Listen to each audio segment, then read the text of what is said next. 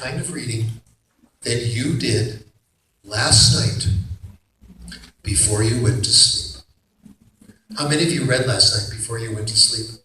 How many of you, like me, read last night even though it was too late?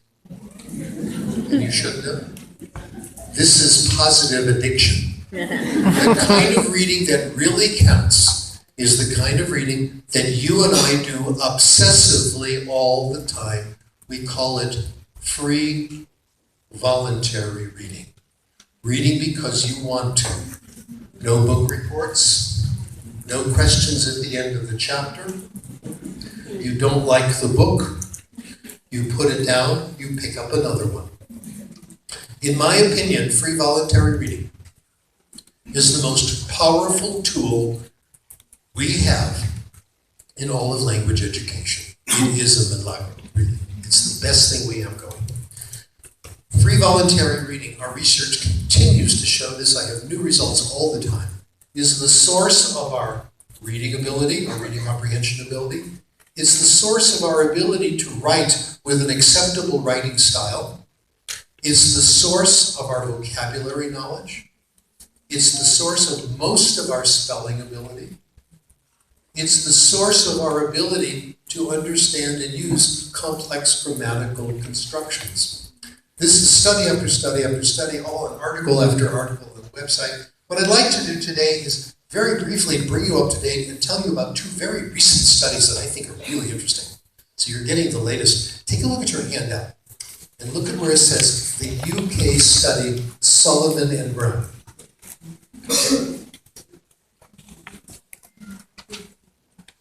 This is English as a first language.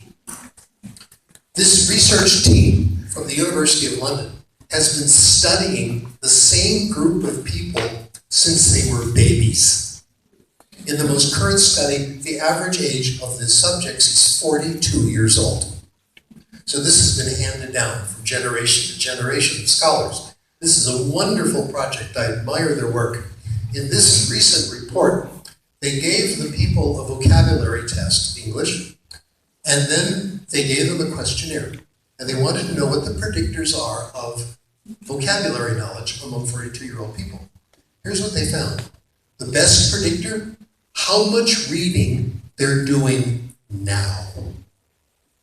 This doesn't matter how much they read when they were young.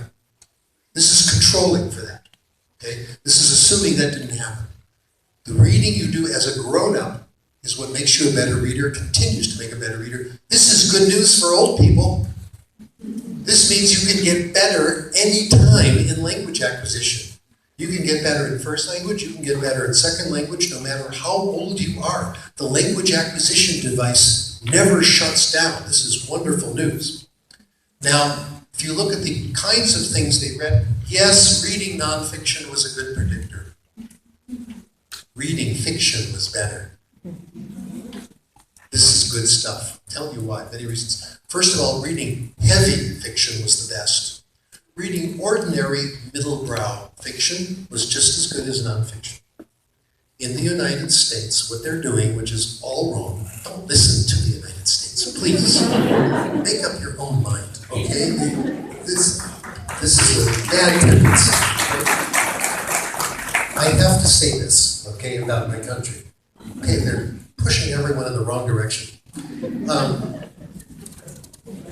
The trend now in the United States, not the trend that's becoming the law for the Common Core, is to emphasize nonfiction, not stories.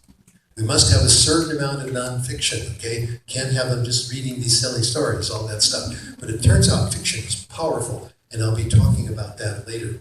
It also doesn't matter if your parents were wealthy or not.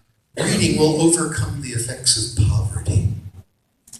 It lets poor kids read as well as middle-class kids.